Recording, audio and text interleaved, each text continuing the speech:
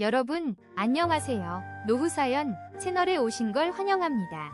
오늘 밤 저희는 눈부신 웨딩드레스의 순백과 화려한 조명, 하객들의 웃음소리로 가득 찬 축제의 공간을 떠올려보세요. 하지만 그 모든 빛이 한순간에 꺼지고 축복의 노랫소리가 슬픔의 곡소리로 바뀌는 순간을 상상해보십시오. 오늘은 아들의 결혼식 날, 인생 최고의 행복을 맛보던 한 어머니가 아들의 갑작스러운 사고 소식을 듣게 됩니다. 슬픔에 잠길 겨를도 없이 며느리의 수상한 행동에 의문을 품고 진실을 파헤쳐야만 했던 이순자 씨의 이야기입니다. 가장 가까운 사람이라고 믿었던 이 민낯이 위기의 순간 드러날 때 우리는 어떻게 해야 할까요? 그런 당신을 위해 노후지혜가 도움이 될 것입니다. 자, 본격적으로 시작하기 전에 잠시 시간을 내서 영상에 좋아요와 구독 버튼 눌러주세요. 물론 제가 만드는 영상이 진심으로 마음에 드셨을 때만요. 지금 계신 곳과 현재 시각을 댓글로 남겨주시면 제가 여러분과 같은 시간 속에서 이야기를 나누고 있다는 느낌이 들어서 정말 큰 힘이 됩니다. 자, 이제 조명을 살짝 낮추고 잔잔한 배경음이 필요하다면 선풍기를 켜셔도 좋습니다. 그리고 이제 오늘 밤의 여정을 함께 편안하게 시작해볼까요? 제1장 비보노지 라세토 모 노절망 당신. 이순자는 곱게 빗어넘긴 머리에 옥색 한복을 차려입고 있습니다. 뺨에는 설렘과 행복으로 옅은 홍조가 감돌고 입가에는 미소가 떠나질 않습니다. 오늘은 당신의 하나뿐인 아들 민호가 장가가는 날입니다. 식장 입구에서 연신 허리를 숙여 하객들을 맞이하면서도 당신의 눈은 아들이 있을 신부 대기실 쪽을 향합니다.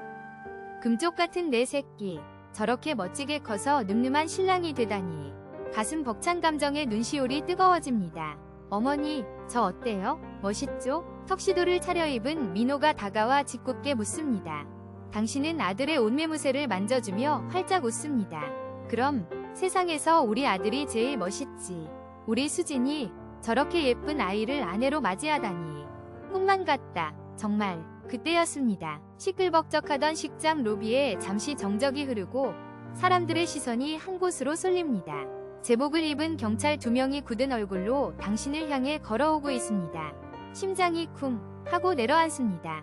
불길한 예감이 온몸을 휘감습니다. 이순자 씨 되십니까? 고 이민호 씨. 어머님 되시죠? 고 이민호. 그 세 글자가 당신의 귓속에서 무한히 울려 퍼집니다. 방금 전까지 당신 앞에서 웃고 있던 아들의 이름 앞에 왜 고인을 뜻하는 고자가 붙는단 말입니까? 당신은 아무 말도 하지 못하고 입술만 달싹입니다. 경찰의 입에서 나오는 말들은 마치 다른 세상 이야기처럼 들립니다. 신부에게 가던 길에 음주운전 차량이 중앙선을 넘어 점점 현장에서 즉사 안 돼. 당신의 입에서 터져나온 것은 비명이 아닌 갈라진 신음이었습니다. 세상이 무너져 내립니다. 눈앞이 캄캄해지고 다리에 힘이 풀리며 당신은 그대로 차가운 바닥으로 주저앉습니다. 하객들의 웅성거림, 놀라서 달려오는 친척들의 목소리, 그 모든 것이 멀게만 느껴집니다. 당신의 세상은 바로 그 순간 멈춰버렸습니다. 며칠이 흘렀습니다. 화려했던 결혼식장은 이제 국화꽃 향기만이 가득한 장례식장으로 변했습니다. 당신은 넋이 나간 사람처럼 영정사진 속에서 환하게 웃고 있는 아들의 얼굴만 하염없이 바라봅니다. 눈물은 이미 모두 말라버린 지 오래입니다. 그때 당신의 시선이 한쪽에 서 있는 며느리 수진에게 닿습니다. 상복을 입고 있지만 그녀의 얼굴에서는 슬픔을 찾아보기 어렵습니다. 눈가는 마른 채 붉은 기운조차 없고 조문객들을 맞이하는 표정은 기이할 정도로 담담합니다. 남편을 잃은 사람의 모습이라고는 도저히 믿을 수 없습니다. 당신은 애써 고개를 젓습니다. 아니야, 너무 큰 충격을 받아서 저러는 걸 거야. 나도 지금 제정신이 아니지 않은가. 스스로를 다독여보지만 마음 한구석의 위화감은 사라지지 않습니다. 잠시 후 조문객들의 발길이 뜸해진 틈을 타 수지는 구석으로 가 스마트폰을 꺼내 듭니다. 당신은 무심코 그녀의 어깨너머를 보게 됩니다. 그녀는 지금 SNS에 글을 올리고 있습니다. 민호와 함께 찍은 사진 아래 장황한 글이 이어집니다. 그런데 그 내용이 이상합니다. 사랑하는 남편을 잃은 슬픔을 이야기하는가 싶더니 마지막에는 뻔뻔하게도 자신의 이름으로 된 계좌번호와 함께 어려운 상황을 이겨낼 수 있도록 도와달라는 문구가 적혀 있습니다. 순간 당신의 머릿속에서 무언가 툭 하고 끊어지는 소리가 들립니다.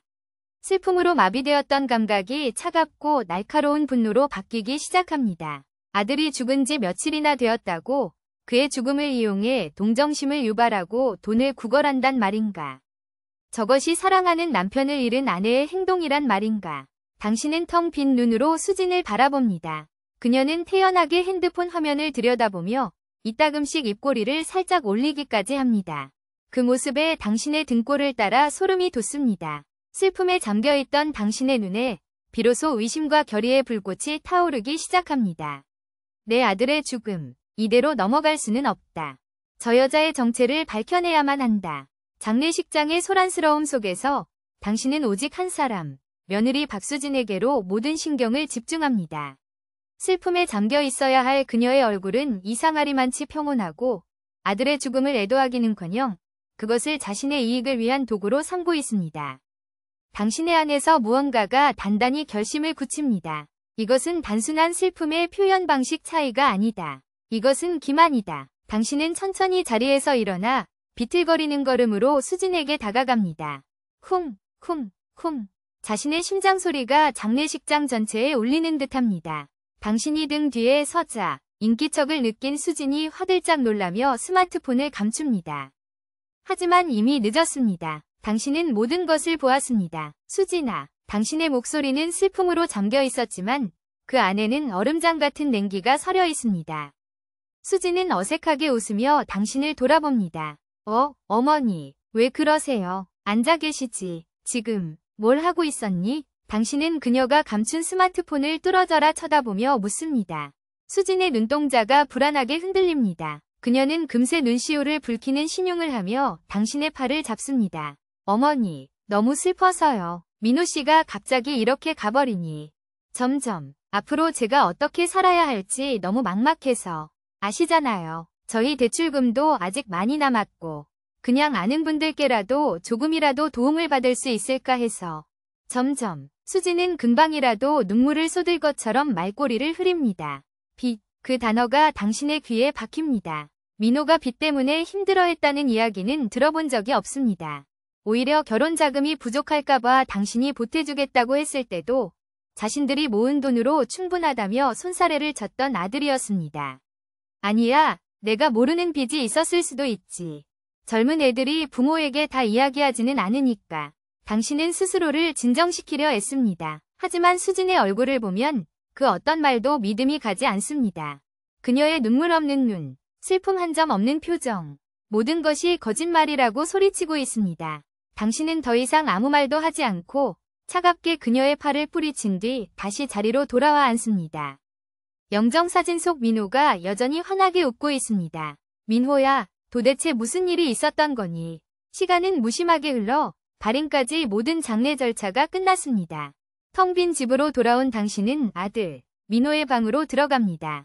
방 안에는 아직도 아들의 채취가 남아있는 듯합니다. 며칠 전 결혼 준비로 분주했던 흔적들이 고스란히 남아있습니다. 책상 위에 놓인 웨딩 사진을 보자 다시금 가슴이 미어집니다. 턱시도를 입은 민호와 웨딩드레스를 입은 수진이 세상에서 가장 행복한 표정으로 웃고 있습니다. 당신은 무심코 책상 한쪽에 놓인 서류 가방을 열어봅니다. 결혼식 관련 영수증과 계약서들이 들어있습니다. 웨딩홀 계약서, 스튜디오 촬영 영수증, 그리고 점점 턱시도와 웨딩드레스 대여 계약서. 계약서를 보는 순간 결혼식 당일 아침의 기억이 섬광처럼 머릿속을 스쳐 지나갑니다. 회상 결혼식 당일 아침, 신랑 대기실. 어머니, 저 어때요? 멋있죠? 턱시도를 차려입은 민호가 어린아이처럼 당신 앞에서 한 바퀴 빙그르르 돕니다. 당신은 아들의 어깨를 다독이며 흐뭇하게 웃었습니다. 그럼 우리 아들이 세상에서 제일 멋있지. 그런데 수진이는 어디 있니? 드레스 입은 모습 좀 보자. 수진이는 지금 마무리 화장 중이에요. 아, 어머니. 이따가 식 끝나고 바쁘시겠지만 부탁 하나만 드려도 될까요? 민호가 조심스럽게 말을 꺼냈습니다. 뭔데 그래? 당신이 묻자 민호는 조금 쑥스러운 듯 머리를 극적이며 말했습니다. 수진이 웨딩드레스요. 그것이 끝나고 저희가 직접 반납해야 하거든요. 그런데 저희는 바로 공항으로 가야 해서요. 어머니께서 대신 좀 반납해 주실 수 있을까요? 얘는 그런 걸 부탁이라고 하니 당연히 해줘야지. 걱정 말고 신혼여행 잘 다녀와. 당신은 대수롭지 않게 대답했습니다. 그러자 민호가 고맙다며 당신의 손을 잡고는 목소리를 낮춰 비밀 이야기라도 하듯 속삭였습니다. 사실 퀵서비스로 보내면 5만 원인데 어머니께서 직접 숍에 가져다 주시면 그 돈을 아낄 수 있거든요. 그 돈 아껴서 수진이 맛있는 거라도 한 번 더 사주려고요. 그는 5만 원이라는 액수를 강조하며 뿌듯한 표정을 지었습니다.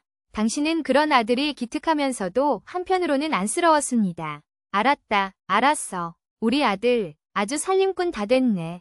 걱정 마라. 다시 현실로 돌아온 당신의 눈에 그때의 기억이 전혀 다른 의미로 다가옵니다.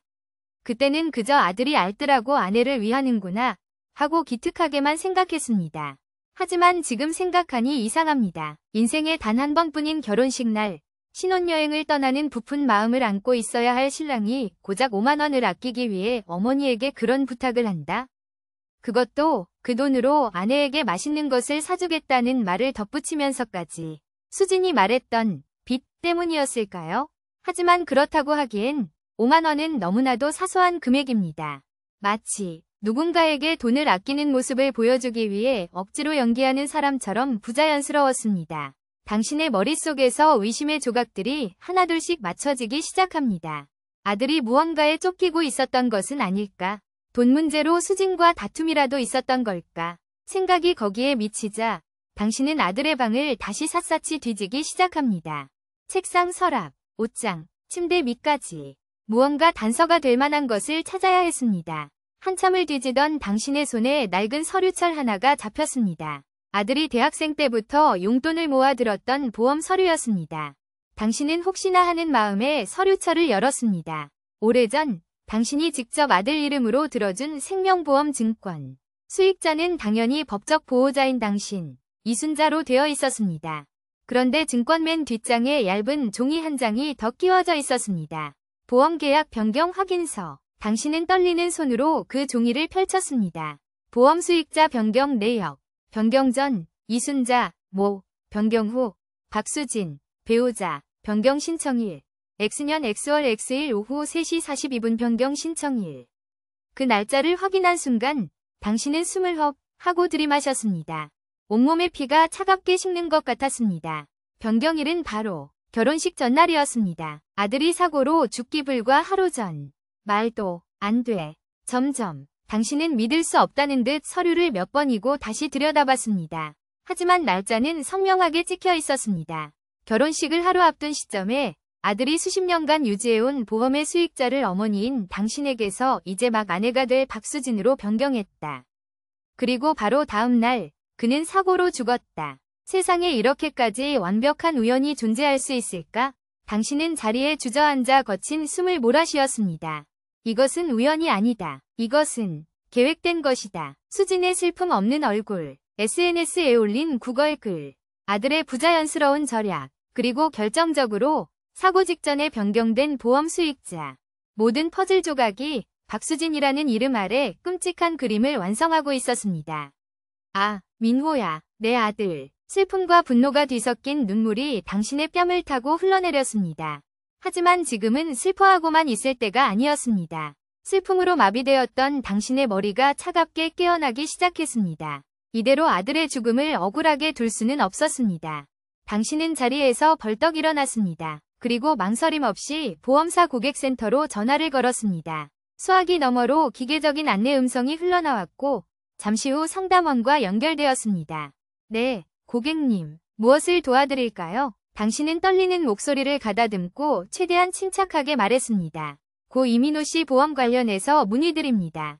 제가 어머니 되는 사람입니다. 네, 이순자님, 확인되셨습니다. 어떤 점이 궁금하십니까? 얼마 전 보험 수익자가 변경된 것으로 확인되는데 점점 본인 확인은 어떻게 진행되었는지 알 수 있을까요?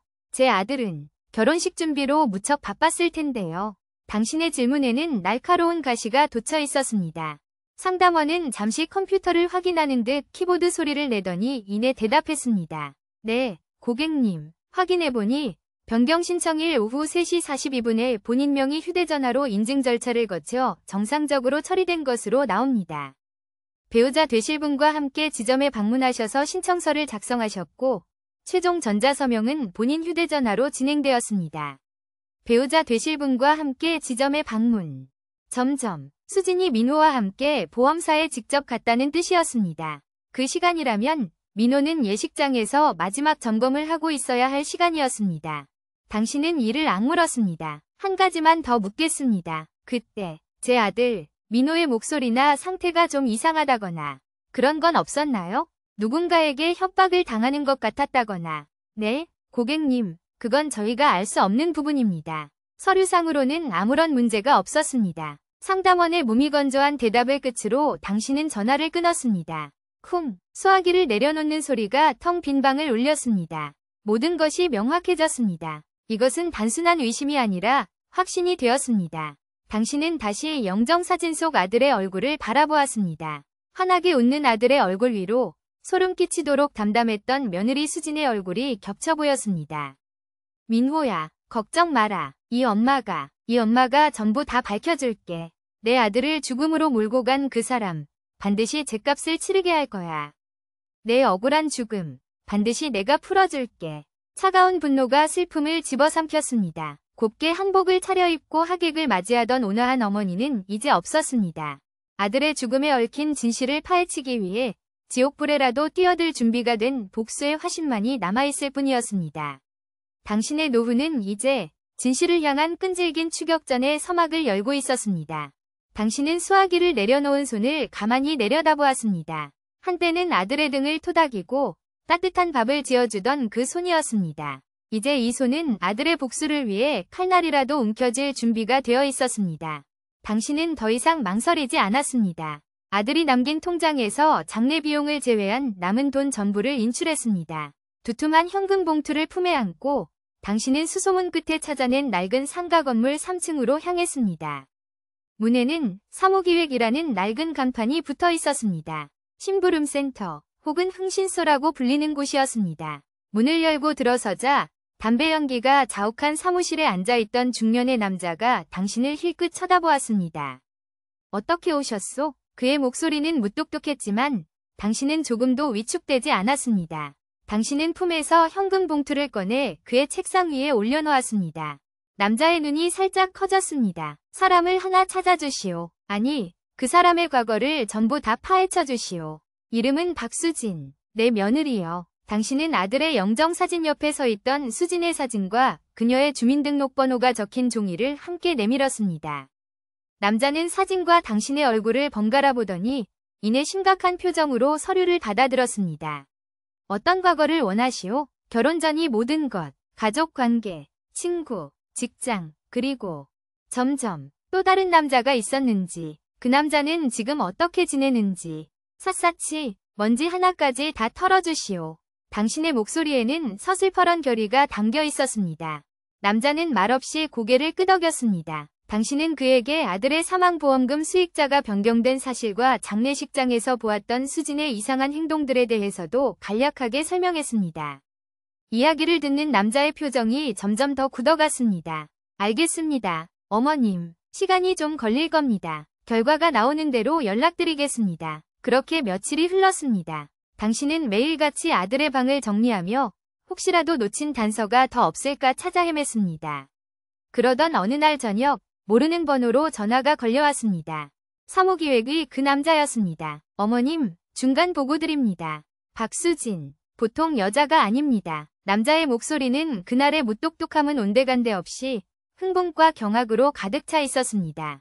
당신은 침을 꿀꺽 삼켰습니다. 박수진, 지금까지 혼인신고를 총 3번 했습니다. 어머님 아드님이 3번째 남편입니다. 세 번째라고? 네. 첫 번째 남편은 김철수. 5년 전 혼인신고 후 8개월 만에 북한산 등반 중 실족사. 두 번째 남편은 최정훈. 3년 전 혼인신고 후 1년 2개월 만에 강원도 국도에서 단독 차량 전복 사고로 사망. 브레이크 파열이 원인이었다고 합니다. 남자의 말이 이어질수록 당신의 손이 부들부들 떨리기 시작했습니다. 이것은 단순한 불운이 아니었습니다. 이것은 패턴이었습니다. 보험금은 당연히 조사했습니다. 첫 번째 남편 사망 후 박수진이 수령한 보험금은 3억 원. 두 번째 남편 사망 후에는 5억 원. 두 건 모두 혼인 직후 남편들이 직접 수익자를 박수진으로 변경했습니다. 경찰은 두 사건 모두 단순 사고로 종결했고요. 당신의 심장이 다시 한번 바닥으로 떨어지는 것 같았습니다. 내 아들 민호에게 일어났던 일이 과거에 2번이나 더 반복되었던 것입니다. 젊은 남자들이 결혼 직후 거액의 생명보험에 가입하고 수익자를 아내로 바꾼 뒤 1년 남짓 만에 사고로 죽어나갔습니다. 그리고 그 아내는 지금 당신의 며느리였습니다. 그 여자, 악마야. 악마가 틀림없어. 당신은 전화기를 붙잡고 신음했습니다. 남자는 잠시 침묵하더니 더욱 충격적인 사실을 털어놓았습니다. 어머님, 더 기가 막힌 게 있습니다. 박수진의 뒤를 밟다가 알아낸 건데 그 여자가 최근 누군가와 지속적으로 연락을 주고받고 있었습니다. 그 상대의 계좌를 추적해봤더니 아드님 사고 당일 박수진이 대포통장을 통해 거액을 송금한 내역을 확인했습니다.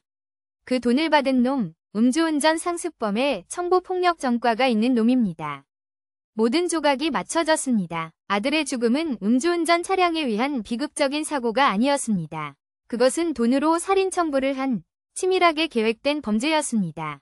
수진이 꾸민 완벽한 시나리오였습니다. 당신의 눈에서는 눈물 대신 불꽃이 튀었습니다. 며칠 뒤 당신은 흥신소 남자로부터 최종 보고서를 건네받았습니다.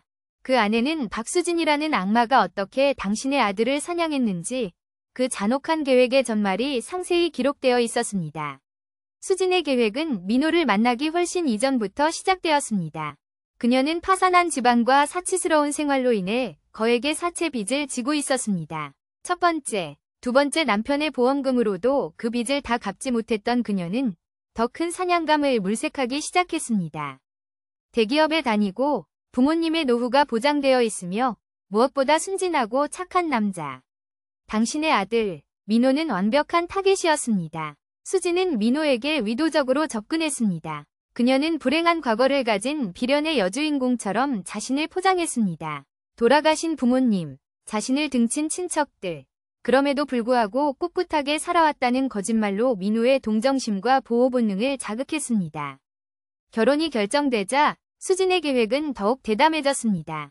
그녀는 민호에게 존재하지도 않는 사채빚 이야기를 꺼내며 눈물로 호소했습니다. 이 빚만 해결하면 우리 정말 행복하게 살 수 있어. 하지만 당신 부모님께는 절대 말씀드리면 안 돼. 걱정 끼쳐드리기 싫어. 그녀는 민호의 효심까지 이용했습니다. 그때부터 민호는 수진의 빚을 갚기 위해 필사적으로 돈을 아끼기 시작했습니다. 결혼식 날 고작 5만 원을 아끼기 위해 당신에게 웨딩드레스 반납을 부탁했던 아들의 모습은 아내를 위하는 살림꾼의 모습이 아니었습니다. 그것은 사랑하는 여자를 빚의 구렁텅이에서 구해야 한다는 절박함에 사로잡힌 남자의 처절한 몸부림이었습니다. 하지만 수진에게는 그것으로도 부족했습니다. 그녀는 더 큰 돈이 필요했습니다. 그녀는 민호의 이름으로 거액의 추가 대출을 받기 위해 보증인으로 당신의 서명이 필요하다고 말했습니다. 그리고 당신의 오래된 인감도장을 몰래 훔쳐 대출 서류의 보증인 란에 이순자의 이름을 찍었습니다. 민호가 서류를 보았을 때는 이미 당신의 서명이 위조된 후였습니다. 어머니께는 내가 나중에 잘 말씀드릴게. 지금은 너무 급해서 그랬어. 미안해, 자기야. 수진은 또다시 눈물로 민호를 회유했습니다. 마지막 단계는 보험이었습니다. 결혼식을 며칠 앞두고 수진은 민호를 압박했습니다. 우리가 이제 부부가 되는데 만약 당신에게 무슨 일이 생기면 나는 어떻게 살아? 당신의 법적 보호자는 이제 어머니가 아니라 나야. 나를 정말 사랑하고 믿는다면 그 증거를 보여줘. 그녀는 사랑과 신뢰를 담보로 민호의 목숨 줄을 자신에게 넘기라고 종용했습니다. 결국 민호는 결혼식 전날 수진의 손에 이끌려 보험사를 찾아가 수익자를 변경하고 말았습니다. 모든 준비는 끝났습니다. 대출금은 수진의 수중으로 들어왔고 보험 수익자 변경도 완료되었습니다. 이제 민호는 그녀에게 더 이상 필요 없는 존재였습니다. 그녀는 미리 고용해둔 청부업자에게 연락했습니다. 결혼식 날 신랑이 신부 대기실로 이동하는 짧은 순간 그때를 노려 음주운전 사고로 위장해 가장 행복해야 할 순간 가장 방심하고 있을 그 찰나를 노린 악랄하고 잔인한 계획.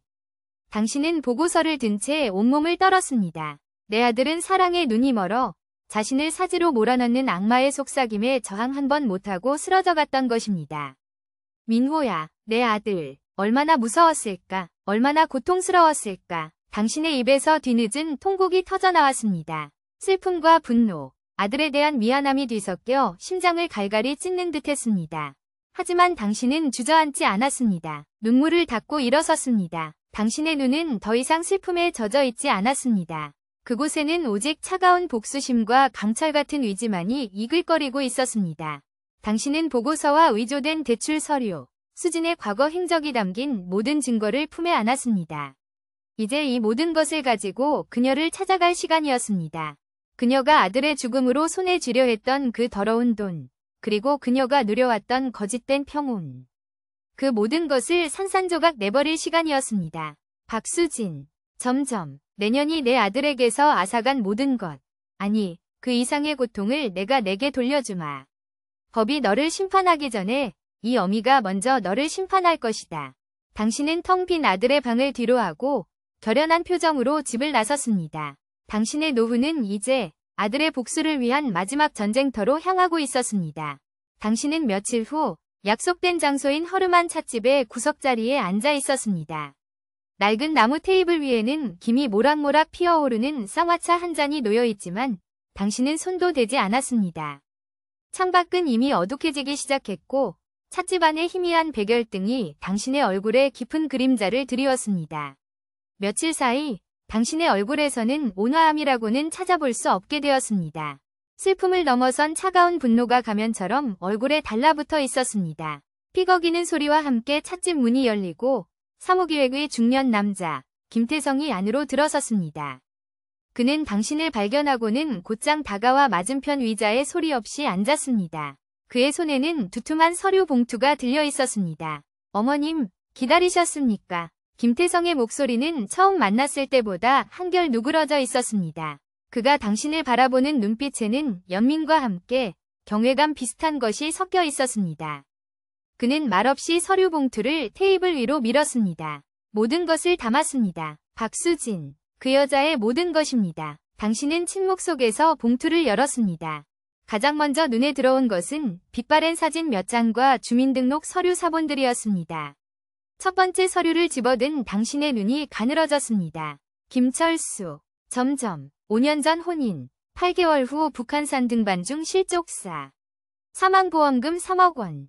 수령인. 박수진. 김태성이 나직하게 설명을 시작했습니다. 그의 목소리는 감정 없이 사실만을 전달하고 있었지만 그 내용 하나하나는 비수처럼 당신의 가슴에 박혔습니다. 당시 박수진은 남편을 잃은 충격으로 실어증 증세까지 보이며 주변의 동정을 샀다고 합니다. 그렇게 금실이 좋았는데 어쩌다 모두가 혀를 찼지요. 경찰은 등반객의 부주의로 인한 단순 사고로 사건을 종결했습니다. 아무도 의심하지 않았습니다. 당신은 김철수라는 남자의 사진을 내려다보았습니다. 뿔테 안경을 쓴 선량해 보이는 젊은 남자. 당신의 아들 민호처럼 그 역시 이 악마의 덫에 걸려든 희생양이었습니다. 당신은 다음 서류로 손을 옮겼습니다. 최정훈. 3년 전 혼인. 1년 2개월 후 강원도 국도에서 단독 차량 전복 사고로 사망. 사망보험금 5억 원. 수령인. 역시 박수진. 사고 원인은 브레이크 파열로 인한 운전 미숙. 하지만 저희가 비공식적으로 알아본 바에 따르면 차량 정비 기록이 이상했습니다. 사고 며칠 전 박수진이 아는 카센터에서 브레이크 오일 교환을 했다는 기록이 있는데 정작 사고 차량의 브레이크 라인에서는 고의로 훼손한 흔적이 발견되었다는 정비사의 비공식 소견이 있었습니다. 하지만 당시에는 증거 불충분으로 묵살되었습니다. 박수진은 그때도 남편의 갑작스러운 죽음에 오열하며 실신까지 하는 연기를 펼쳤고 거액의 보험금을 타내 홀연히 사라졌습니다. 당신의 손이 부들부들 떨리기 시작했습니다. 2명이 젊은 목숨, 2번이 사고, 그리고 2번이 거액의 보험금. 패턴은 소름 끼치도록 동일했습니다. 내 아들 민호에게 벌어졌던 일과 정확하게 일치했습니다. 그 여자에게 결혼은 사랑의 결실이 아니라 다음 사냥을 위한 준비 과정에 불과했던 것입니다. 그 여자, 대체 정체가 뭐요? 당신은 마른 입술을 겨우 열어 물었습니다. 김태성은 잠시 당신의 눈을 피하더니 가장 밑에 깔려있던 서류 한 장을 꺼내 당신 앞에 놓았습니다. 그것은 계명허가 결정서 사본이었습니다. 어머님, 이제부터가 진짜입니다. 우리가 아는 박수진이라는 이름은 가짜입니다. 그 여자가 첫 번째 남편인 김철수를 만나기 1년 전 법원을 통해 개명한 이름입니다. 김태성이 잠시 말을 멈추고 당신의 반응을 살폈습니다. 당신은 아무 말 없이 서류에 개명 전 성명란을 뚫어져라 쳐다보았습니다. 그 여자의 본명은 강미영입니다. 강미영. 생전 처음 들어보는 그 이름이 마치 저주처럼 당신의 뇌리에 박혔습니다. 박수진이라는 이름 뒤에 숨어 10년 가까이 다른 사람의 인생을 살아온 악마의 본 모습이었습니다. 강미영. 그 이름으로는 뭘 했소? 고향은 전라도의 작은 마을입니다. 20대 초반. 다단계 사기와 혼인 빙자 사기로 여러 차례 고소를 당했습니다. 하지만 피해액이 크지 않고 젊은 여자의 초범이라는 이유로 대부분 집행유예로 풀려났죠. 그 후 서울로 상경해서 유흥업소에서 일하며 빚을 졌고 그 빚을 갚기 위해 신분 세탁을 결심한 겁니다. 강미영이라는 과거를 지우고 박수진이라는 새 인생으로 더 큰 사기를 치기 시작한 거죠. 그 첫 번째 타겟이 김철수였고 두 번째가 최정훈, 그리고 어머님의 아드님이 세 번째 희생자가 된 겁니다. 모든 것이 명확해졌습니다. 분노로 머리가 터져버릴 것 같았지만 당신의 정신은 역설적으로 얼음처럼 차가워졌습니다. 당신은 마지막 서류, 아들 민호의 사고와 관련된 자료로 눈을 돌렸습니다. 그곳에는 음주운전 가해자의 인적사항과 함께 사고 당일 그의 계좌로 거액이 입금된 내역이 선명하게 찍혀 있었습니다. 돈을 보낸 사람은 박수진이 아닌 제3자의 대포통장이었지만 그 통장으로 돈을 이체한 곳은 바로 수진이 사용하는 은행의 ATM이었습니다. CCTV 영상까지 확보되어 있었습니다. 청부살인이었습니다. 완벽한. 김태성이 결론을 내리듯 말했습니다. 당신은 모든 서류를 말없이 다시 봉투에 집어넣었습니다. 그리고 품 안에서 또 다른 두툼한 봉투를 꺼내 김태성에게 건넸습니다. 약속한 잔금이었습니다. 김태성은 돈 봉투를 받지 않고 당신의 손을 지그시 눌렀습니다. 어머님, 이 증거들이면 충분합니다. 지금 당장 경찰서로 가시죠. 제가 아는 톨코비지 형사팀에 직접 연결해드리겠습니다. 이번에는 절대로 빠져나가지 못합니다. 그의 말에는 진심 어린 걱정이 담겨 있었습니다. 하지만 당신은 천천히 고개를 저었습니다. 아니, 당신의 단호한 한마디에 김태성의 얼굴이 굳어졌습니다. 경찰은 그저 그 여자를 감옥에 쳐넣는 것으로 끝나겠지. 죗값을 치른다고는 하겠지만 따뜻한 밥 먹고 잠 잘 자고 언젠가는 다시 세상 밖으로 기어나오겠지. 내 아들은 차가운 땅 속에서 썩어가고 있는데 그게 어떻게 공평한 죗값이란 말이오? 당신의 목소리는 더 이상 떨리지 않았습니다. 그 안에는 슬픔도 분노도 아닌 모든 것을 초월한 듯한 섬뜩한 평온함이 자리 잡고 있었습니다. 내가 직접 할 거요. 그 여자가 내 아들에게서 앗아간 모든 것을 나도 그 여자에게서 앗아갈 거요. 돈, 명예, 희망, 그리고 가장 소중한 것까지. 산채로 지옥이 무엇인지 알게 해줄 참이야. 어머님, 위험합니다. 그 여자는 보통 내기가 아닙니다. 그러다 어머님까지 다치십니다. 김태성이 다급하게 외쳤지만 당신의 귀에는 들리지 않았습니다.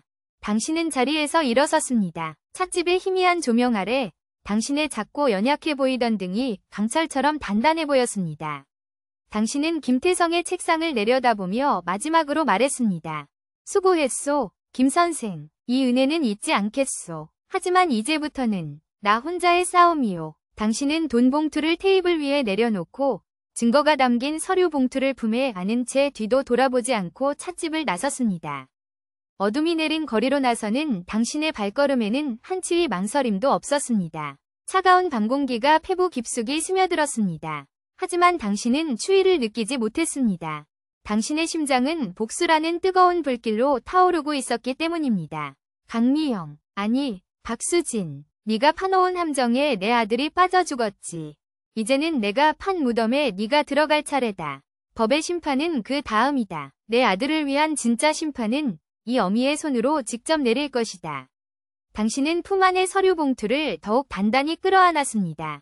그것은 이제 단순한 증거 서류가 아니었습니다. 악마의 숨통을 끊어놓을 세상에서 가장 날카로운 칼이었습니다. 당신의 노후, 그 마지막 장은 이제 피와 눈물로 얼룩진 복수의 서사시를 써 내려가기 시작하고 있었습니다. 당신은 텅 빈 아들 민호의 방으로 돌아왔습니다. 찻집에서 나온 뒤 다른 곳으로 갈 생각조차 하지 못했습니다. 이 방만이 당신이 숨 쉴 수 있는 유일한 공간이자 이제는 복수를 계획할 가장 중요한 작전실이 되었습니다. 불을 켜자 여전히 주인을 기다리는 듯 단정하게 정돈된 방이 모습을 드러냈습니다. 당신은 품에 안고 있던 서류 봉투를 아들의 책상 위에 조심스럽게 내려놓았습니다. 마치 성물을 다루는 듯한 손길이었습니다. 당신은 의자에 앉아 봉투 안의 내용물을 하나씩 꺼내 책상 위에 펼쳐놓기 시작했습니다. 김철수라는 남자의 빅바랜 증명사진, 최정훈이라는 남자의 환한 미소, 그리고 점점 턱시도를 입고 행복하게 웃고 있는 당신의 아들, 민호의 사진. 3명이 젊고 선량한 남자. 그들의 사진 옆으로 사망진단서 사본, 보험금 지급 내역서, 그리고 박수진이라는 이름이 선명한 서류들이 차례로 놓였습니다. 책상은 순식간에 한 악마가 남긴 죽음의 연대기로 변해버렸습니다. 당신은 가장 먼저 김철수의 서류를 집어들었습니다. 5년 전, 북한산, 실족사. 당신의 머릿속에서 흐릿했던 그림이 김태성의 설명을 바탕으로 섬뜩할 정도로 생생하게 재구성되기 시작했습니다. 자기야, 주말인데 등산이라도 다녀오는 거 어때? 요즘 회사 일로 스트레스 많이 받았잖아. 맑은 공기 쐬고 오면 기분 전환도 되고 좋지. 박수진, 아니 강미영은 분명 그렇게 말했을 겁니다. 사랑하는 남편의 건강을 챙기는 다정한 아내의 얼굴을 하고서 나는 정말 같이 가고 싶은데 어떡하지? 예전에 돌아가신 우리 엄마 제사 준비 때문에 친척 아주머니 댁에 꼭 가봐야 해서. 정말 미안해. 내 목까지 좋은 기운 듬뿍 받고 와. 알았지? 완벽한 알리바이. 그 누구도 의심할 수 없는 지극히 개인적이고 슬픈 이유. 그녀는 남편을 사지로 떠밀어 보내는 그 순간에도 죽은 부모를 팔아 자신의 알리바이를 만들었던 것입니다. 그리고 혼자 산에 오르는 남편의 등산화 끈을 매만져 주거나 낡은 장비를 보며 이거라도 가져가라며 미리 손을 써둔 장비를 건넸을지도 모릅니다. 혹은 그녀가 고용한 또 다른 청부업자가 등산객으로 위장한 채 김철수의 뒤를 따랐을지도 모를 일입니다. 인적이 드문 바위 절벽에서 가벼운 어깨동무를 가장한 채 등 뒤에서 살짝 밀기만 하면 그만이었을 테니까. 사건 후 그녀는 충격으로 말을 잃은 비련의 여주인공이 되었습니다. 남편의 갑작스러운 죽음에 식음을 전폐하고 주변 사람들의 부축을 받아야만 겨우 몸을 가누는 연약한 미망인.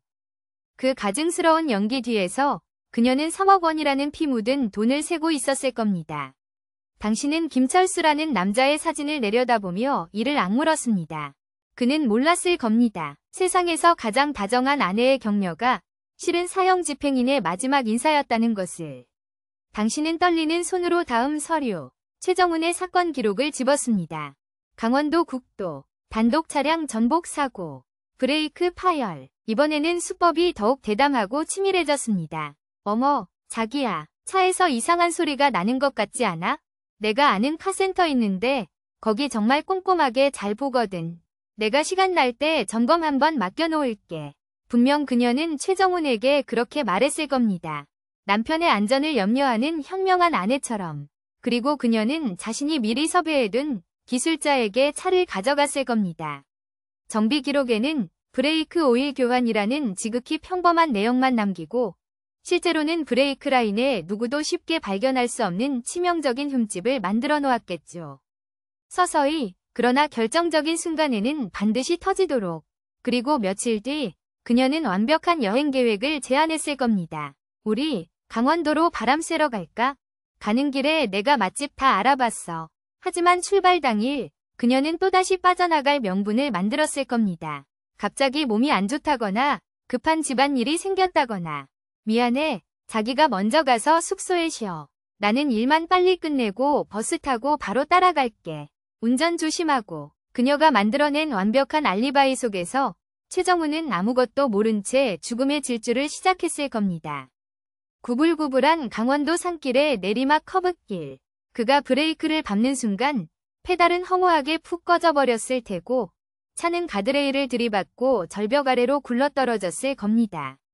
그녀의 연기는 이번에도 완벽했습니다. 장례식장에서 실신까지 하며 남편의 이름을 부르짖는 그녀를 보며 사람들은 하늘도 무심하시지라며 함께 눈물을 흘렸을 겁니다.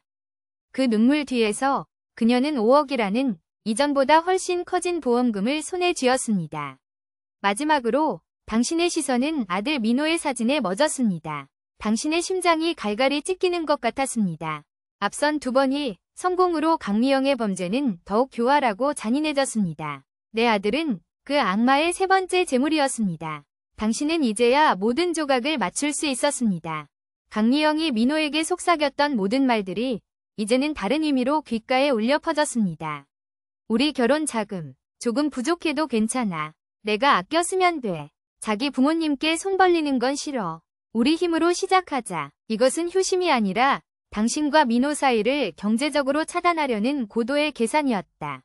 사실 나한테 말 못할 빚이 좀 있어. 이것만 해결하면 우리 정말 행복할 수 있는데 자기가 좀 도와줄 수 있을까? 대신 어머니께는 비밀로 해줘. 걱정하실 거야. 존재하지도 않는 빚을 미끼로 민호를 착취하기 시작한 것이다. 당신의 낡은 인감도장을 훔쳐 대출보증 서류를 위조한 것은 그 계획의 일부였다. 결혼식 당일 아침 고작 5만 원을 아끼겠다며 당신에게 웨딩드레스 반납을 부탁하던 아들의 모습. 그것은 알뜰함이 아니었습니다. 강미영이 만들어낸 빚의 환상에 갇혀 한 푼이라도 아껴야 한다는 절박함에 사로잡힌 가련한 희생자의 몸부림이었습니다.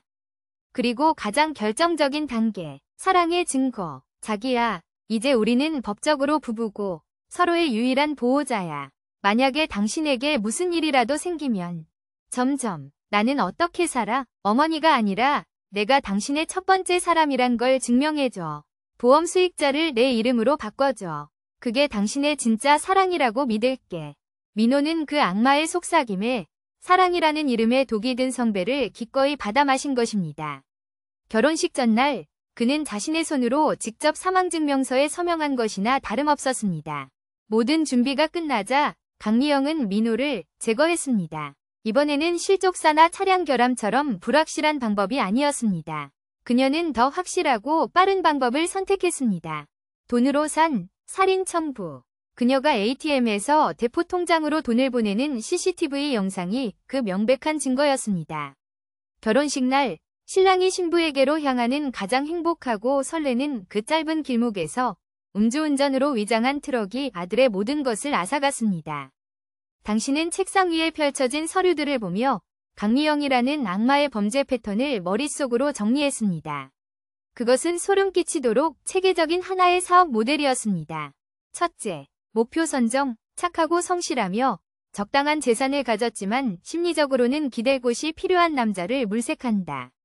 둘째, 심리적 지배, 불행한 과거를 꾸며내 동정심을 사고 나를 구해줄 사람은 당신뿐이라며 위존하게 만든다.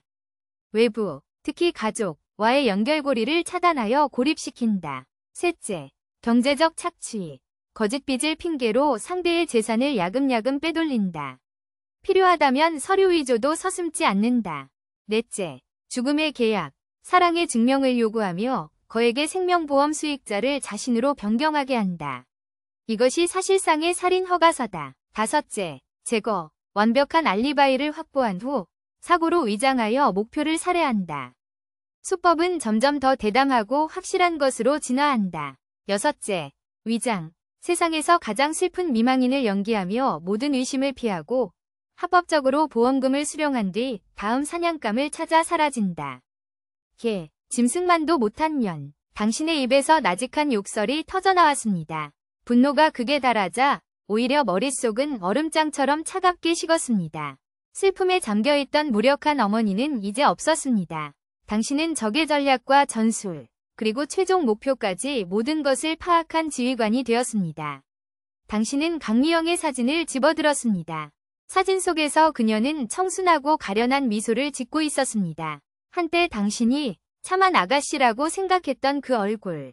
이제 그 미소 뒤에 숨겨진 탐욕과 잔혹함, 영혼 없는 텅 빈 눈동자가 보였습니다. 이제 당신은 알았습니다. 법은 그녀에게 너무나 자비로운 처사라는 것을.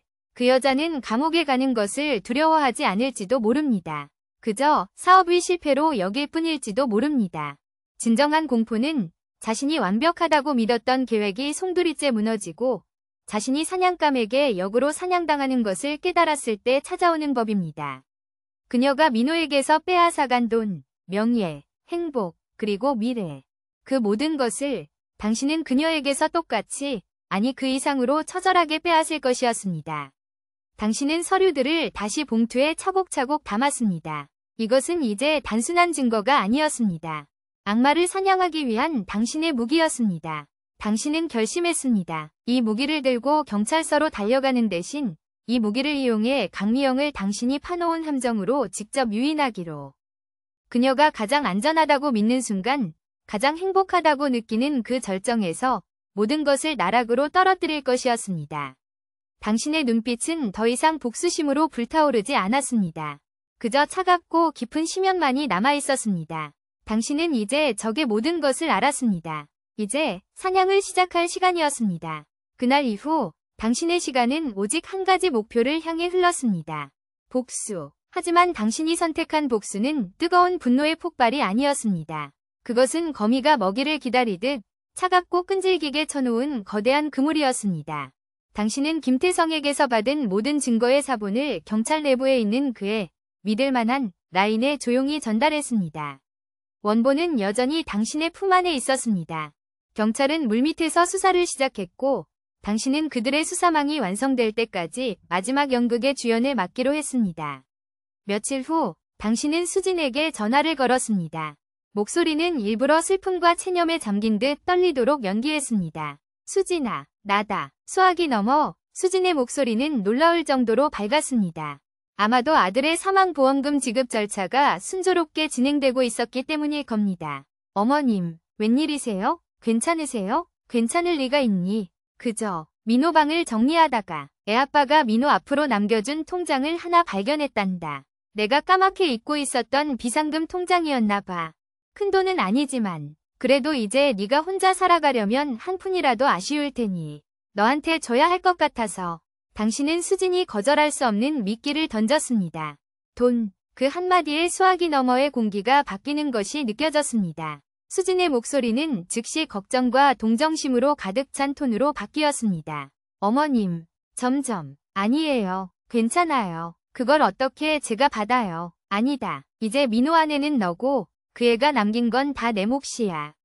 내가 가지고 있어 봐야 무슨 소용이 있겠니. 그냥 이걸로 민호 마지막 선물이라고 생각해다오. 내일 저녁에 내 집으로 잠시 들러도 되겠니? 얼굴도 보고 직접 전해주고 싶구나. 점점점. 네, 어머님. 그럼요. 오세요. 제가 저녁 준비해 놓을게요. 덫은 놓였습니다. 다음 날 저녁, 당신은 수진이 새로 이사한 고급 오피스텔 앞에 섰습니다. 아들의 피값으로 마련한 번지르르한 성체. 당신은 마지막으로 심호흡을 하고 초인종을 눌렀습니다. 문이 열리고 값비싼 실내복 차림의 수진이 과장된 미소로 당신을 맞았습니다. 어머님, 어서 오세요. 밖이 춥죠? 집안은 온통 새 가구와 명품들로 가득했습니다. 남편의 죽음을 애도하는 흔적이라고는 어디에서도 찾아볼 수 없었습니다. 수진은 당신을 식탁으로 안내했습니다. 그 위에는 제법 그럴듯한 저녁 식사가 차려져 있었습니다. 힘드실 텐데 뭘 이런 것까지 차렸니? 당신이 말했습니다. 아니에요. 어머님, 제가 해드려야죠. 앉으세요. 당신은 자리에 앉아 수진이 따라주는 물을 한 모금 마셨습니다. 그리고 품 안에서 낡은 통장 하나와 도장을 꺼내 테이블 위에 올려놓았습니다. 수진의 눈이 순간 탐욕으로 번뜩이는 것을 당신은 놓치지 않았습니다. 이거다. 비밀번호는 민호 생일이고. 어머님, 정말 감사해요. 제가 잘 쓸게요. 민호 씨도 하늘에서 기뻐할 거예요. 수지는 통장을 소중하게 끌어안으며 눈물을 글썽이는 신용을 했습니다. 그 가증스러운 연기에 속이 뒤틀렸지만 당신은 차갑게 표정을 감췄습니다. 이제 마지막 막을 올릴 시간이었습니다. 수진아, 당신의 목소리는 아가라보다 한 톤 낮아져 있었습니다. 너를 보고 있으니 옛날 생각이 나는구나. 네가 처음 민호 손을 잡고 우리 집에 인사 왔을 때 참 착하고 어여쁜 아가씨라고 생각했지. 그런데 혹시 강미영이라는 이름 들어본 적 있니? 강미영. 그 이름이 당신의 입에서 나오는 순간 수진의 얼굴에서 미소가 증발했습니다. 그녀의 눈동자가 지진이라도 난 듯 격렬하게 흔들렸습니다. 어머님, 그게 무슨 전라도 작은 마을 출신의 다단계 사기와 혼인빙자 사기 전과 유흥업소에서 일하며 진 빚을 갚기 위해 박수진이라는 새 이름으로 새 인생을 시작한 여자. 내가 아는 어떤 사람이 그 여자랑 참 많이 닮았구나. 당신은 테이블 위로 서류 사본 몇 장을 툭 던졌습니다. 개명허가 결정서. 수진의 얼굴이 새하얗게 질려갔습니다. 그녀는 자신도 모르게 자리에서 벌떡 일어났습니다. 어머님이 그걸 어떻게 알았냐고? 그럼 이건 어떠니? 당신은 다음 서류를 꺼냈습니다. 김철수와 최정훈의 사진과 사망 기록. 5년 전 북한산에서 죽은 내 첫 남편. 그리고 3년 전 강원도에서 사고로 죽은 내 두 번째 남편. 참 안 됐더구나. 두 사람 다 너와 결혼한 지 1년 남짓 만에 사고로 죽고 그때마다 내 손에는 수억 원의 보험금이 쥐어졌으니 말이야. 우리 민호처럼. 아니야. 당신이 뭘 안다고 짓거리는 거야. 이건 모함이야. 수진은 비명을 지르며 테이블 위의 서류들을 미친 듯이 흩어버렸습니다. 그녀의 교양 있는 척하던 가면이 완전히 벗겨지고 과거의 사기꾼 강미영의 본색이 드러났습니다. 내 아들은 내 마지막 사냥감이었지. 내년에 더러운 돈 욕심을 채우기 위한 세 번째 재물. 당신의 목소리가 얼음처럼 울려 퍼지는 순간이었습니다. 쾅! 오피스텔 현관문이 거칠게 열리고 움직이지 마. 경찰이다. 라는 외침과 함께 형사들이 쏟아져 들어왔습니다. 순식간에 아수라장이 되었습니다. 수진은 상황을 파악하고 비명을 지르며 발코니 쪽으로 도망치려 했지만 건장한 형사 2명에게 양팔이 붙잡혀 무력하게 제압당했습니다. 박수진, 살인 및 살인교사, 사기, 사문서 위조 혐의로 긴급 체포합니다. 당신은 묵비권을 행사할 수 있고 변호사를 선임할 권리가 있으며 당신이 하는 모든 말은 법정에서 불리하게 작용할 수 있습니다. 형사가 미란다 원칙을 고지하는 동안 수진은 짐승처럼 발버둥치며 당신을 향해 악을 썼습니다. 이 미친 늙은이가 네가 다 꾸민 짓이지. 내가 여기서 나가면 가만 안 둬. 죽여버릴 거야. 차가운 쇠수갑이 그녀의 손목에 채워지는 철컥 소리가 방안을 울렸습니다. 당신은 그 광경을 아무런 표정 없이 그저 조용히 서서 지켜보았습니다. 수진이 형사들에게 끌려나가며 당신을 향해 퍼붓는 저주와 욕설도 이제는 멀리서 들려오는 소음처럼 느껴질 뿐이었습니다. 한바탕 폭풍이 휩쓸고 간 집안에는 당신과 이 모든 작전을 처음부터 함께한 김태성, 그리고 중년의 팀장 형사만이 남아있었습니다. 어머님, 고생 많으셨습니다. 팀장 형사가 당신에게 깊이 허리를 숙였습니다. 당신은 아무 말 없이 고개를 끄덕였습니다. 길고 길었던 추격전의 첫 번째 막이 내리고 있었습니다. 몇 달 후, 법정. 차가운 회색빛 법정안은 숨막히는 긴장감으로 가득했습니다. 피고인석에는 죄수복을 입은 박수진, 아니 강미영이 앉아 있었습니다. 화려했던 모습은 온데간데 없이 초췌하고 도끼 오른 얼굴로 허공을 노려보고 있었습니다. 방청석 맨 앞줄, 당신은 꼿꼿한 자세로 앉아 그녀를 응시했습니다. 재판은 검사의 날카로운 목소리로 시작되었습니다. 존경하는 재판장님, 검찰은 피고인 강미영이 단순한 사기꾼이 아님을 이 자리에서 명백히 밝히고자 합니다. 피고인은 인간의 선의와 사랑을 미끼로 삼아 지난 10년간 무려 3명의 젊은 남성을 계획적으로 살해하고 거액의 보험금을 편취한 우리 사회의 존재해서는 안 될 악마입니다. 검사는 스크린에 증거 자료들을 하나씩 띄우기 시작했습니다.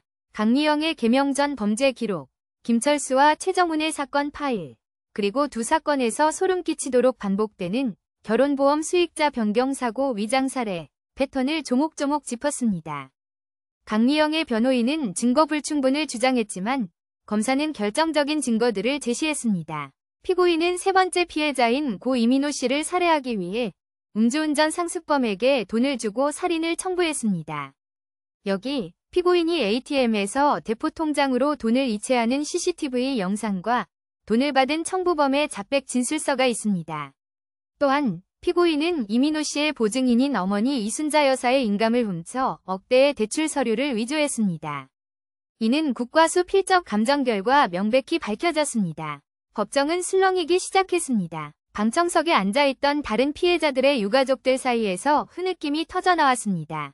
강미영은 거짓말, 다 저 여자가 꾸며낸 거야 라고 소리치다 재판장의 제지를 받았습니다. 마지막으로 검사는 증인을 신청했습니다. 증인 이순자님, 증인석으로 나와주시기 바랍니다. 당신은 천천히 자리에서 일어나 떨리지 않는 걸음으로 증인석에 섰습니다. 당신의 시선은 오직 피고인석의 강미영에게 고정되어 있었습니다. 증인, 피고인은 증인의 며느리였지요. 피고인이 아들인 고 이민호 씨와 결혼한 후 아들에게서 어떤 특이한 점을 발견했습니까? 제 아들은 변했습니다. 언제나 밝고 긍정적이던 아이가 저 여자와 엮인 후부터 돈에 쫓기고 늘 불안해 보였습니다. 인생에 단 한 번뿐인 결혼식 날 고작 5만 원을 아끼겠다며 제게 웨딩드레스 반납을 부탁할 정도였습니다. 저는 그때 그게 아들이 아내를 위하는 알뜰함인 줄로만 알았습니다. 당신의 목소리는 담담했지만 그 안에 담긴 슬픔과 한은 법정 전체를 무겁게 짓눌렀습니다. 하지만 이제는 압니다. 그건 알뜰함이 아니었습니다. 저 악마가 만들어낸 빚의 환영에 사로잡혀 어떻게든 사랑하는 사람을 구하려 했던 내 아들의 마지막 몸부림이었습니다. 저 여자는 제 아들의 사랑과 효심, 그 모든 것을 이용해 아들을 벼랑 끝으로 몰고 마지막에는 직접 등 떠밀어 떨어뜨렸습니다. 당신은 강미영을 똑바로 쳐다보며 말을 이었습니다.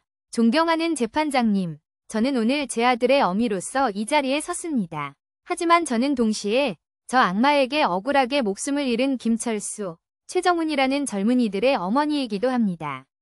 저 여자는 돈을 위해 3명의 아들을 죽이고 새 가정을 파괴했습니다. 부디 제 아들과 다른 희생자들의 억울한 죽음이 헛되지 않도록 저 악마에게 법이 허용하는 가장 무거운 벌을 내려주시길 간절히 바랍니다. 증언을 마친 당신의 뺨 위로 비로소 뜨거운 눈물 한 줄기가 흘러내렸습니다. 최후 변론에서 강미영은 끝까지 자신의 범행을 부인하며 당신을 향해 아들을 잃은 슬픔에 미쳐버린 노망난 늙은이라며 폭언을 퍼부었습니다. 하지만 그녀의 발악은 이미 기울어진 전세를 뒤집을 수 없었습니다.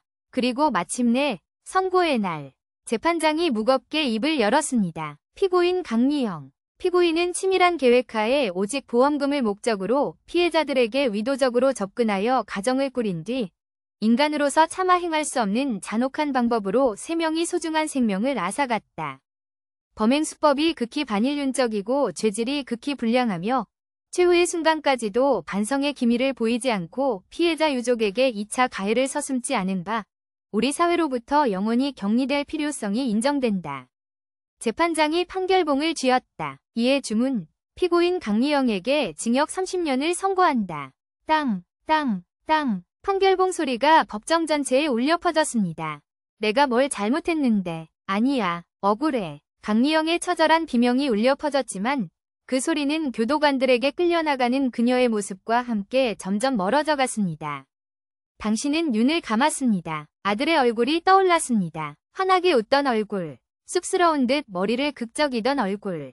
30년이라는 시간이 아들의 목숨값으로는 턱없이 부족했지만 그래도 점점 악마는 심판받았습니다. 당신은 천천히 눈을 뜨고 텅 빈 피고인석을 바라보았습니다. 기쁨도 슬픔도 아닌 길고 긴 싸움을 끝낸 자의 깊은 허탈감과 고요함만이 당신의 마음을 채웠습니다.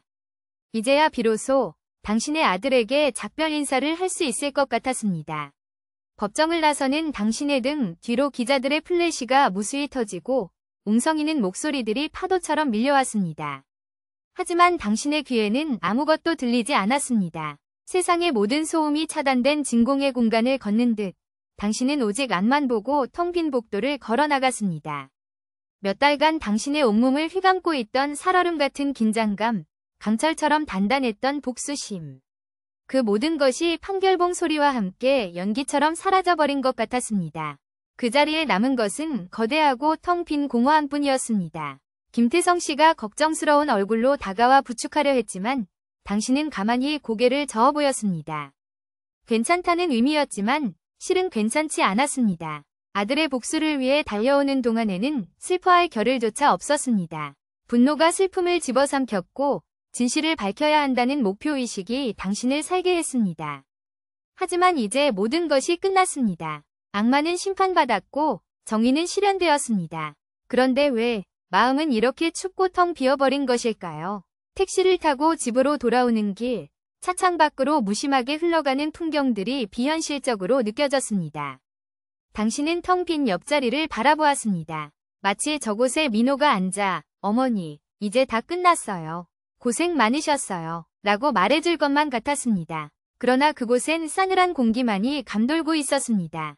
복수는 아들을 되돌려주지 못했습니다. 그 지독한 진실이 이제야 뼈를 시리게 파고들었습니다. 텅 빈 집에 들어서는 순간 당신을 맞이한 것은 지독한 정적이었습니다. 그동안 이 집은 아들의 복수를 위한 작전 본부였습니다. 밤낮으로 증거를 분석하고 다음 계획을 세우던 긴장감이 서려있던 공간. 하지만 이제 그 모든 것이 끝나자 집은 거대한 무덤처럼 느껴졌습니다. 당신은 비틀거리는 걸음으로 민호의 방으로 향했습니다. 문을 열자 여전히 아들의 채취가 남아있는 듯한 공간이 나타났습니다. 책상 위에는 당신이 펼쳐놓았던 전쟁의 기록들이 사라지고 민호가 쓰던 낡은 책 몇 권과 가족 사진만이 놓여 있었습니다. 몇 달 전까지만 해도 이 책상은 강미영이라는 악마의 범죄 연대기로 뒤덮여 있었습니다.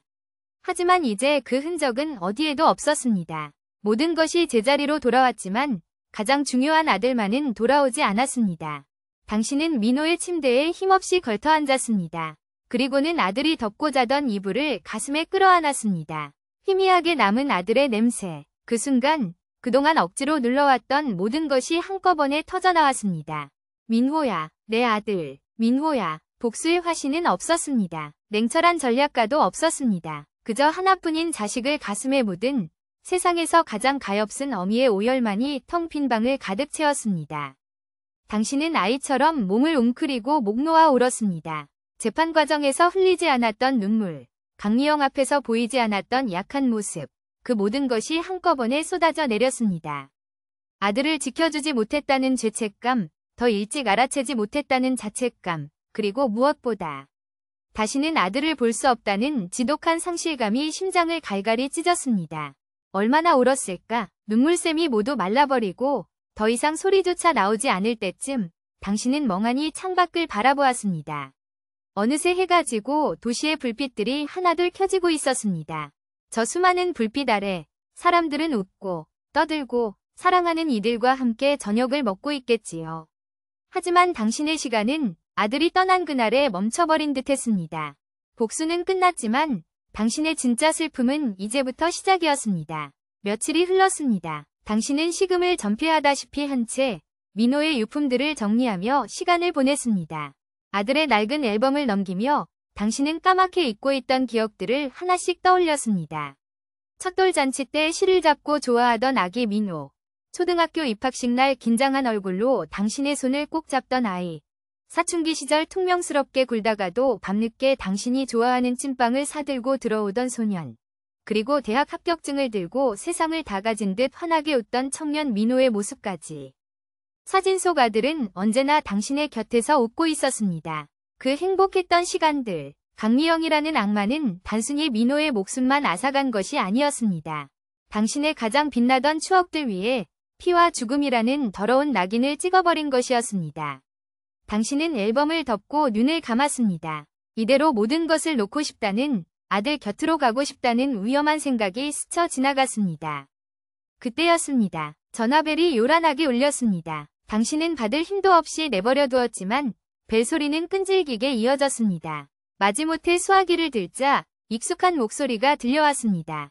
어머님, 저 김태성입니다. 식사는 하셨습니까? 김태성 씨였습니다. 그의 목소리에는 조심스러운 걱정이 가득 담겨 있었습니다. 그냥 있었소. 어머님, 제가 오늘 김철수 씨 부모님을 뵙고 왔습니다. 어머님 덕분에 아들의 억울함을 풀 수 있었다며 어머님께 꼭 감사 인사를 전해달라고 하셨습니다. 최정훈 씨 가족분들도 마찬가지고요. 어머님께서 시작하신 싸움이 비단 민호 씨만을 위한 것이 아니었습니다. 다른 두 분의 억울한 죽음까지 세상에 밝혀내신 겁니다.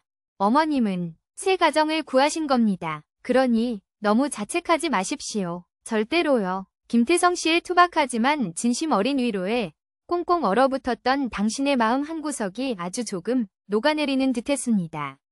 잊고 있었습니다. 이 싸움이 나 혼자만의 것이 아니었다는 사실을. 당신은 수화기를 내려놓고 창밖을 바라보았습니다. 어둠 속에서도 희미하게 별이 빛나고 있었습니다. 다음 날 아침, 당신은 오랜만에 몸을 일으켜 정성껏 옷을 차려입었습니다. 그리고 아들이 좋아하던 따뜻한 밥과 맑은 묵국을 끓였습니다. 보온병에 국을 담고 작은 밥상과 함께 보자기에 곱게 쌌습니다. 당신은 아들을 만나러 갈 준비를 하고 있었습니다. 민호가 잠들어 있는 추모공원은 따스한 가을 햇살로 가득했습니다. 당신은 아들의 작은 봉분 앞에 돗자리를 펴고 정성껏 차려온 음식을 내려놓았습니다. 그리고는 부드러운 수건으로 비석에 묻은 먼지를 꼼꼼히 닦아냈습니다. 비석에는 사랑하는 아들 이민호, 여기 잠들다라는 글귀와 함께 턱시도를 입고 가장 행복하게 웃던 아들의 사진이 박혀 있었습니다. 민호야, 엄마 왔다. 밥은 먹었니? 네가 좋아하는 묵국 끓여왔어. 식기 전에 어서 먹어봐라. 당신은 마치 아들이 바로 앞에 앉아있는 것처럼 나직하게 말을 건넸습니다. 대답 없는 메아리만이 돌아왔지만 당신은 아들이 듣고 있으리라 믿었습니다. 그 여자, 죗값 받았어. 네가 평생 갇혀있을 그 차가운 감옥보다야 못하지만 그래도 30년이란다. 다시는 세상 빛 못 보고 늙어 죽게 될 거야. 이제 다 끝났어, 아들. 당신은 아들의 비석을 부드럽게 쓰다듬었습니다. 차갑고 단단한 돌의 감촉이 손끝으로 전해졌습니다. 그런데 민호야, 엄마는 하나도 기쁘지가 않다. 복수를 하면 내 억울함이 조금이라도 풀릴까? 내 마음이 조금이라도 편해질까 했는데. 아니더라. 널 다시 볼 수 없다는 사실만 더 선명해졌어. 엄마가 미안하다. 엄마가 더 일찍 알아봤어야 했는데 널 지켜주지 못해서. 점점 정말 미안하다. 내 아들. 결국 참았던 눈물이 다시 뺨을 타고 흘러내렸습니다. 하지만 이번의 눈물은 이전의 분노와 슬픔에 찬 오열과는 달랐습니다. 그것은 아들에 대한 깊은 사랑과 그리움, 그리고 모든 것을 내려놓는 체념이 뒤섞인 정화의 눈물이었습니다. 한참을 그렇게 아들의 곁을 지키던 당신은 문득 고개를 들었습니다. 눈부신 가을 하늘이 눈에 들어왔습니다. 높고 푸른 하늘, 하얀 구름, 그리고 따스하게 내리쬐는 햇살. 아들이 떠난 후 당신은 한 번도 제대로 하늘을 올려다본 적이 없었습니다. 오직 땅에 떨어진 진실의 조각들을 줍기 위해 어둡고 축축한 곳만을 헤매고 다녔습니다. 민호야, 네가 엄마한테 남긴 마지막 숙제가 참 무거웠다. 그런데 그 숙제를 다 하고 나니 이제 뭘 해야 할지 모르겠구나. 당신은 허탈하게 웃으며 혼잣말을 했습니다. 그때 어디선가 불어온 바람이 당신의 뺨을 스치고 지나갔습니다. 마치 아들이 엄마, 이제 괜찮아요. 라고 속삭이며 어루만져주는 것 같았습니다. 그 순간 당신은 깨달았습니다. 진정한 복수는 그 악마를 감옥에 보내는 것에서 끝나는 것이 아니라는 것을. 진정한 복수는 그 악마가 망가뜨리려 했던 당신의 남은 인생을 그럼에도 불구하고 잘 살아내는 것이라는 것을.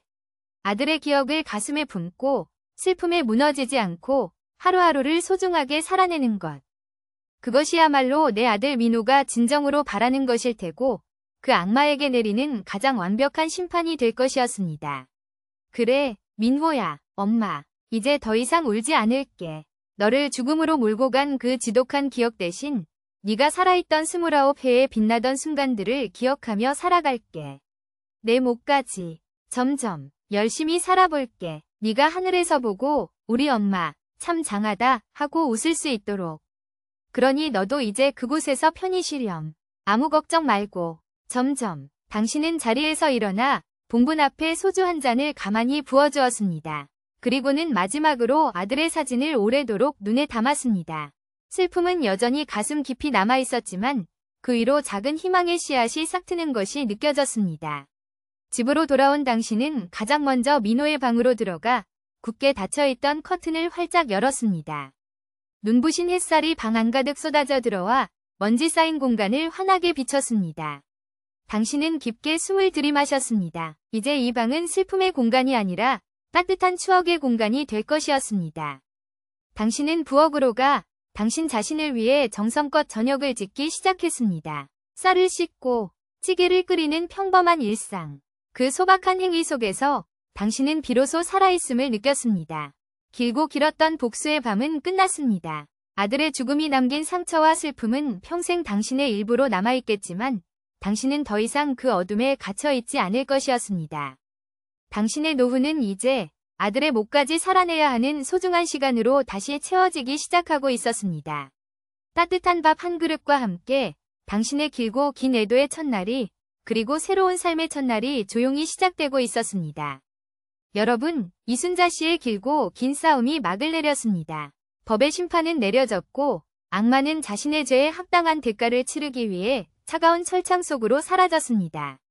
세상은 이것을 정의의 승리라고 말할지도 모릅니다. 하지만 우리는 알고 있습니다. 복수의 끝에 남는 것은 통쾌함이 아니라 거대하고 텅 빈 공허함이라는 것을. 아들의 복수를 위해 스스로 복수의 화신이 되어야만 했던 한 어머니의 시간은 그렇게 막을 내렸습니다. 하지만 이야기는 여기서 끝나지 않습니다. 한 사람의 인생이 끝났다고 해서 남은 이 인생까지 끝나야 하는 것은 아니기 때문입니다. 오늘 밤 우리는 이순자 씨의 끔찍했던 투쟁을 통해 우리 삶의 어두운 이면을 들여다보고 그 속에서 찾아야 할 노후